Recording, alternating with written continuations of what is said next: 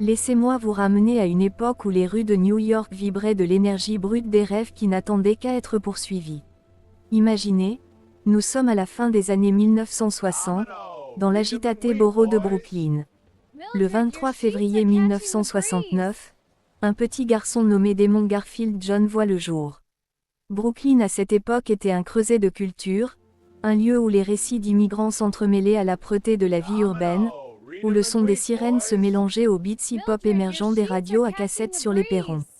La famille de Damon connaissait bien cette débrouillardise, ses parents, des gens travailleurs, naviguaient les défis d'élever un enfant dans une ville capable de vous broyer si vous n'étiez pas assez résistant.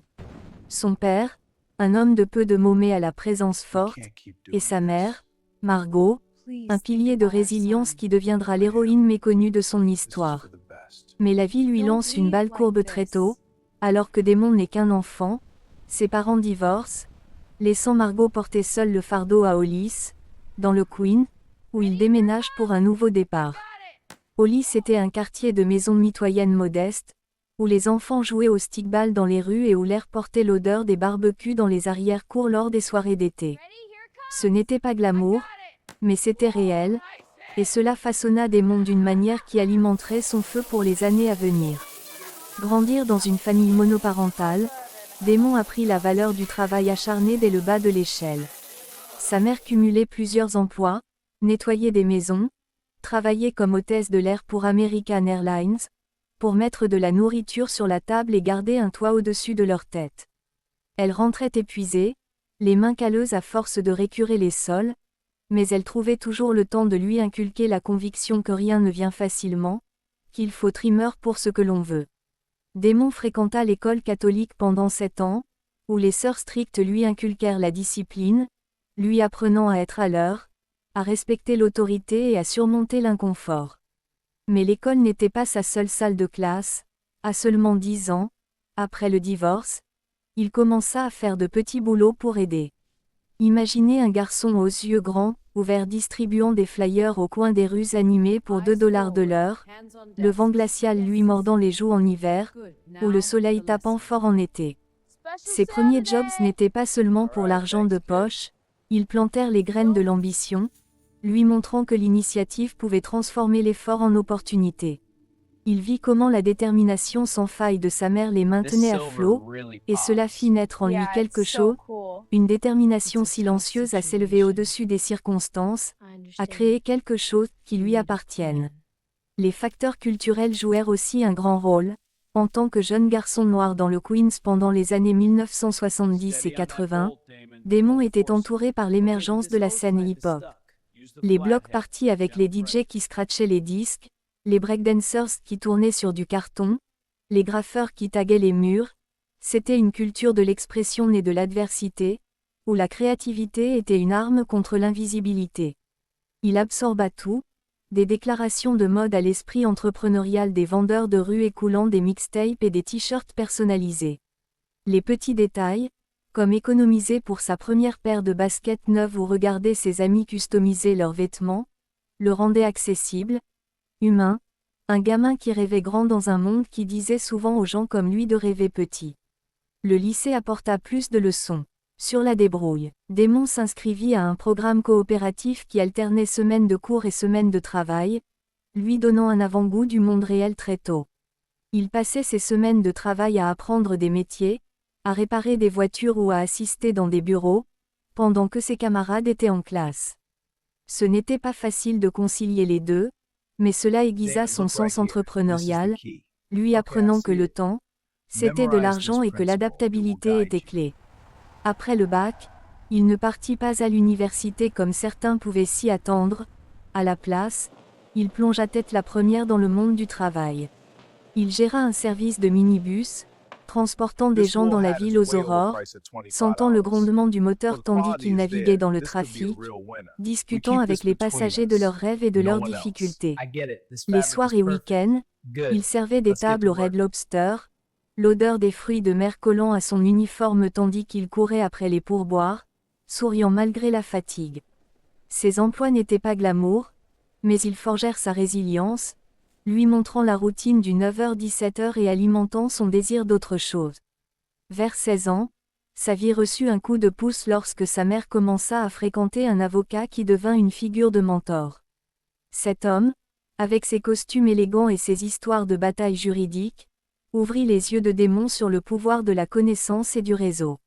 Il partageait des livres sur le business, parlait d'investissement, et encourageait Damon à penser plus grand que son quartier. C'est dans ces petits moments tangibles, assis à la table de la cuisine à discuter d'idées, ou l'accompagnant à des rendez-vous, que les graines de l'ambition s'enracinèrent plus profondément, murmurant qu'un jour, il pourrait construire quelque chose qui changerait tout. Maintenant, zoomons sur ce moment charnière qui alluma la mèche de ce qui deviendrait un empire. Nous sommes en 1992, Damon a une vingtaine d'années, il sert encore des biscuits au Red Lobster mais rêve d'une percée. La scène de la mode hip-hop explosait, avec les jeunes arborant des bonnets de ski en laine qui coûtaient une fortune, 20$ pièce pour quelque chose d'aussi basique. Damon repéra le créneau, pourquoi payer si cher quand on pouvait créer quelque chose de plus cool, plus abordable, et lié à la culture. Un soir, inspiré par les articles surfaits qu'il voyait dans les rues, il s'associa avec un voisin dans la maison de sa mère à Hollis. Ils achetèrent du tissu, dépoussiérèrent la machine à coudre de sa mère, celle qu'elle utilisait pour raccommoder les vêtements tard dans la nuit, et se mirent au travail. Cousant tard dans la nuit, le ronronnement de la machine résonnant dans le petit salon, ils confectionnèrent 90 bonnets à liens, simples mais élégants, arborant un style plein d'attitude. Le lendemain, ils se rendirent sur Jamaica Avenue, une artère animée du Queens bordée de boutiques et de vendeurs, installant un stand de fortune au milieu du chaos des voitures klaxonnantes et de la foule bavarde. Le cœur battant d'un mélange de nerfs et d'excitation, ils les fixèrent à 10$ pièce. Ce qui arriva ensuite fut magique, les gens affluèrent, attirés par le style frais et le prix. À la fin de la journée, ils avaient tout vendu, empoche 800$ en espèces sonnantes et trébuchantes. Pouvez-vous sentir cette frénésie? Les enjeux étaient élevés, l'échec signifiait du temps et de l'argent perdus, mais à ce moment, un sentiment de possibilité explosa. Les yeux de Damon s'écarquillèrent tandis que les billets s'empilaient. Ce n'était pas juste du profit, c'était une preuve. Cet événement unique changea sa trajectoire, déclenchant action et détermination. Fini les simples rêves, il voyait qu'il pouvait créer, vendre et gagner. C'était la naissance de Fubu, For Us by Us, une marque née de la nécessité, destinée à une communauté ignorée par les grandes enseignes. Mais la route qui l'attendait n'était pas une promenade de santé. Les défis déferlèrent comme des vagues, testant chaque once de sa détermination. Au début, passer des bonnets aux t-shirts signifiait réunir des fonds tout en gardant son emploi du jour. Damon et ses partenaires, J. Alexander Martin, Keith Perrin, et plus tard Carl Brown, travaillaient depuis la maison de sa mère, transformant le sous-sol en usine de fortune. Ils sérigraphiaient les t-shirts à la main, les vapeurs d'encre emplissant l'air, empilant des cartons dans tous les coins. Les revers frappèrent fort, des fournisseurs se dérobaient, des designs faisaient un flop, et l'argent était toujours serré. Le doute de soi s'infiltrait pendant les nuits calmes, chuchotant « Qui es-tu pour rivaliser avec des géants ?» Des batailles externes faisaient rage aussi, les barrières systémiques en tant qu'entrepreneur noir dans une industrie dominée par les Blancs. Les banques lui claquaient la porte au nez, il essuya 27 refus de prêt, chacun un coup au ventre lui rappelant les préjugés ancrés dans le système. La concurrence était féroce, avec des marques établies qui piquaient des idées ou cassaient les prix. Un moment brutal. Après avoir décroché 300 000 $ de commande au salon professionnel Magic de Las Vegas en 1994, un hall clinquant bourdonnant d'acheteurs et de lumières clignotantes, ils réalisèrent qu'ils ne pouvaient pas les honorer sans capital. La tension était palpable, les enjeux astronomiques, l'échec signifiait perdre sa crédibilité, peut-être le rêve tout entier. Mais l'état d'esprit de Damon entra en jeu, la persévérance forgée par les combines d'enfance. Il élabora une stratégie, il plaça une annonce audacieuse dans le New York Times cherchant des investisseurs, un coup de poker qui attira l'attention de Samsung Textile, scellant un accord de distribution. Sa mère co-signa un deuxième prêt hypothécaire sur la maison, risquant tout, un geste qu'il qualifiera plus tard de risqué mais nécessaire. À travers tout cela, il combattit la résistance avec du cran, transformant les noms en carburant, apprenant que les obstacles n'étaient pas des panneaux stop mais des détours vers la grandeur. Alors que le voyage se déroulait, le chemin de Démon devint une tapisserie de croissance, alimentée par un pourquoi brûlant, représenter sa communauté, prouver que la culture urbaine méritait sa place à la table de la mode. L'inspiration venait des artistes hip-hop qu'il admirait, comme LL Cool J, dont l'énergie brute reflétait la sienne. Les expériences clés s'accumulaient, de petites victoires comme vendre en dépôt-vente dans les boutiques locales, où les t-shirts partaient comme des petits pains, affirmant leur vibe. Les expérimentations foisonnaient, prêter des vêtements à des rappeurs pour des clips vidéo, une tactique de marketing de guérilla qui plaça Fubu dans 30 clips, la visibilité explosant son gros budget publicitaire. Les échecs faisaient mal, comme des impressions ratées ou des invendus prenant la poussière, mais chacun enseignait des leçons sur le contrôle qualité et l'adéquation au marché. Les percées suivirent, LL Cool J portant un bonnet Fubu dans une pub Gap en 1993, lançant subtilement « For Us By Us on the Low », transformant une publicité en promo gratuite. Démon continua grâce à un effort continu, se levant à l'aube pour ses tours de minibus, cousant jusqu'à minuit, apprenant les affaires sur le tas sans diplôme prestigieux. Il surmonta la dyslexie, un obstacle caché qui faisait de la lecture des contrats une bataille, mais il persévéra avec des livres audio et des mentors. La préparation signifiait tout absorber, des tendances de la mode aux tactiques de négociation, construisant un socle de connaissances qui transforma la passion en profession. Ces années furent celles de l'évolution, d'une opération de sous-sol à une marque mondiale, chaque étape un témoignage de croissance personnelle au milieu de l'adversité. Puis vint le pic inspirant, le tournant qui définit tout. C'était en 1998, Fubu marchait bien mais vacillait au bord de l'explosion. L'environnement, une salle de conseil bondée à New York, des costards de Samsung et des distributeurs observant l'équipe de Démon avec méfiance.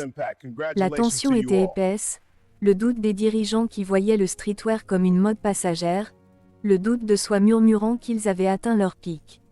Les personnes impliquées, ses partenaires, loyaux à travers tout, et sa mère, silencieusement supportive en arrière-plan.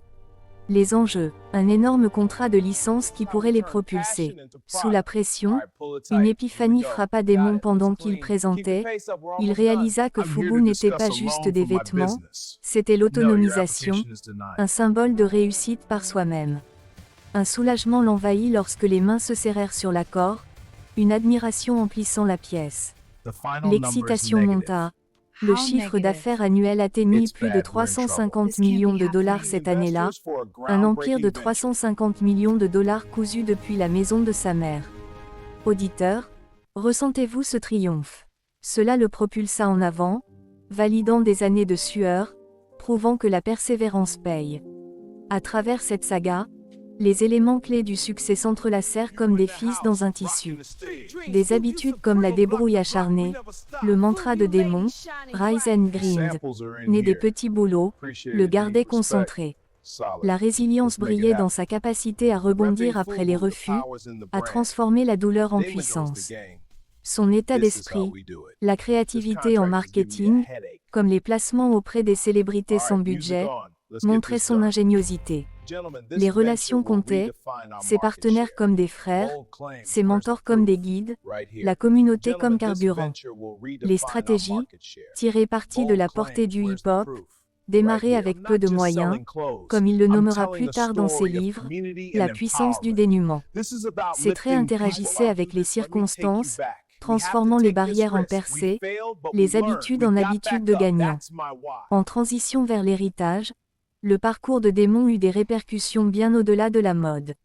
Il fonda The Shark Group, consultant des marques, et rejoignit Shark Tank en 2009, investissant dans des rêveurs comme lui, transformant la télé en tremplin pour entrepreneurs. Son impact, inspiré des millions à travers des livres comme The Power of Broke, enseignant que les poches vides engendrent l'innovation. Il lança le Black Entrepreneur Day en 2020, accordant des fonds à des entreprises noires pendant les protestations, s'attaquant aux inégalités systémiques. Les industries changèrent. Le streetwear devint mainstream, prouvant que la diversité génère du profit. Les leçons durables. Embrasser l'échec comme un retour d'information, réseauter sans relâche, rester affamé. Aujourd'hui, dans un monde de side hustle et de start-up, son histoire est importante, reliant croissance personnelle à des vérités universelles, n'importe qui peut s'élever avec du cran. Alors, amis, réfléchissez à vos propres objectifs. Embrassez ces défis comme des alliés, persévérez à travers l'adversité comme Démon l'a fait. Appliquez ces leçons, commencez petit, travaillez dur, croyez en votre pourquoi. Faites ce prochain pas aujourd'hui, votre empire vous attend. Vous en êtes capable, levez-vous et battez-vous.